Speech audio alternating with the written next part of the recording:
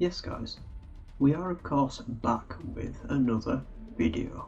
So I gather by now that most of you have heard that a man by the name of Kyle Rittenhouse is currently on trial starting from November the 1st, 2021. Now, as he's currently on trial, I feel like now is the best time to talk about this man and talk about the things that he did in Kenosha, Wisconsin during a Kenosha protest. Now the trial seems like it's going pretty well so far. Describe what happened. Once I take that step back, I look over my shoulder and Mr. Rosenbaum was now running from my right side, and I was cornered from in front of me with Mr. Zeminski, and there were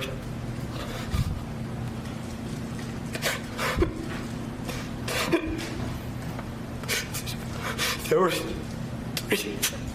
people right there. Take a deep breath, pal.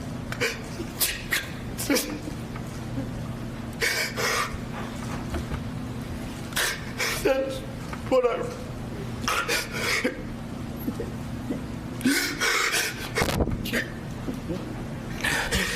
I run. We're going to just take time for our break anyway. You can just relax for a minute, sir. And let me just make it clear from here on, I won't be biased towards the situation. I'm not going to say whether I think he was guilty or innocent, but I'll leave that up to you guys in the comments. So go for it, give your views, I don't mind. I'll look at everything. Now this protest was part of the Black Lives Matter sort of thing going on after George Floyd was killed by a police officer. Now the thing that really caused this protest to kick off was the fact that on the 23rd of August, this protest happened on the 25th, a man by the name of Jacob Blake, an African American man, was tasered and then shot by a police officer 4 times while looking into his SUV. Fortunately he wasn't killed, but unfortunately he was paralysed from the waist down due to spinal injuries. Now the protest was meant to be a peaceful protest with marches and rallies, but it soon turned into arson, fighting and violence against the police. And yes, there was of course property damages and rioting. Now before we continue on, I know 25th of August 2020 is more than a year ago now, but in the UK we barely hear about any of this stuff going on.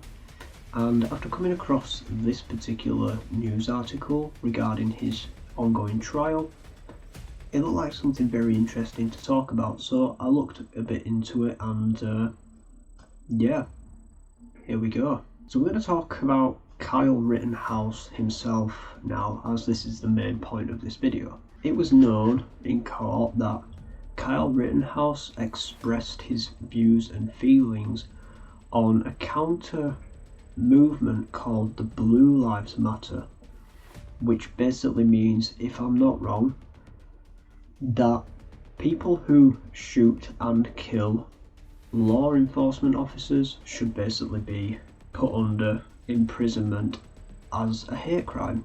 Now that's not all to it, I imagine there's some other underlying stuff with this movement, but we're not going to get too much into that because it'll get a little bit too political, and I don't like political on here. We don't do politics. Now Kyle Rittenhouse's night basically started when a car dealership owner had lost $1.5 million in damage to his car dealership. Kyle and one of his friends decided, you know, let's bring a rifle. The rifle was an AR-15, and he decided to bring an AR-15 and a med pack, which in the UK is a first aid kit, to the car dealership in the hopes of helping people and defending the dealership from further damage. So how did something as simple as defending a car lot that nobody would probably damage again turn into something so horrific? Now, the first major confrontation included Kyle Rittenhouse and a man named Joseph Rosenbaum. Now, the first confrontation between Kyle Rittenhouse and Joseph Rosenbaum was actually witnessed by a man named Richard McGinnis. Richard McGinnis said that it seemed like Joseph Rosenbaum's group of protesters were slowly moving towards the car lot that Rittenhouse was defending. It was then seen that Rosenbaum was trying to engage Rittenhouse, in which Rittenhouse decided it was a good idea to just run away from the drama. From then on, everything just sort of went out of hand. Now, the incident itself was actually recorded via cell phone footage around different angles of the situation, including the shooting itself. Now, it was recorded that Rittenhouse was chased across a parking lot and something was thrown at him, which was identified as a plastic bag. A man named Joshua Zeminski fired a warning shot, and this caused Rittenhouse to turn around and stop and aim his weapon. And it was testified that Rittenhouse did this to deter Rosenbaum and his group from chasing him further. Rosenbaum then proceeded to try and take the rifle away from Rittenhouse, only for it to end with 4 shots fired, and 3 of them hit Rosenbaum. He was hit in the groin, the back, and the left hand. It must have been the back wound that I think perforated one of his lungs, and Richard McGinnis began to perform first aid on Rosenbaum, but he unfortunately passed away. And not long after this, Rittenhouse was actually witnessed to have been saying, "Oh, I've just killed somebody," over the phone. Now, the second major confrontation involved a man known as Anthony Huber. Not long after the first big confrontation, Rittenhouse was spotted running across the streets and a ton of protesters chasing after him. He was hit in the head from behind and tripped over and fell not long after this. Rittenhouse was then kicked on the ground by an unidentified man, shot at him twice and missed both times. And now this is the part where Anthony Huber was involved. Anthony Huber actually hit Rittenhouse in the left shoulder with a skateboard in an attempt to gain control of the gun. Unfortunately, during the struggle, Rittenhouse shot his gun once and hit Huber straight in the chest, and his death was very rapid.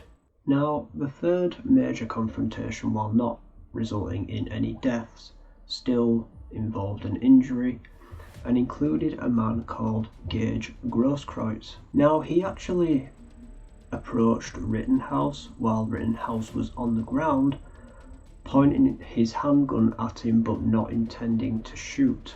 Now, because the handgun was pointed towards Rittenhouse, this was interpreted as a threat, and Rittenhouse once again shot the man, resulting in most of the right biceps muscle being severed. Now, after all this was over, Rittenhouse got to his feet and approached police officers with the rifle strapped to his chest and his hands in the air. Now, the officers may not have known that he was involved in the shootings at the time, but all they did was tell him to go away and threaten to pepper spray him.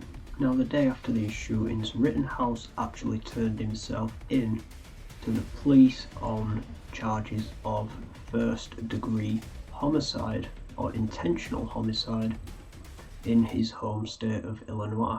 So yeah, that's basically a little bit of background about Kyle Rittenhouse and why he's currently facing charges and is in court today. Let me know what you guys think about the situation.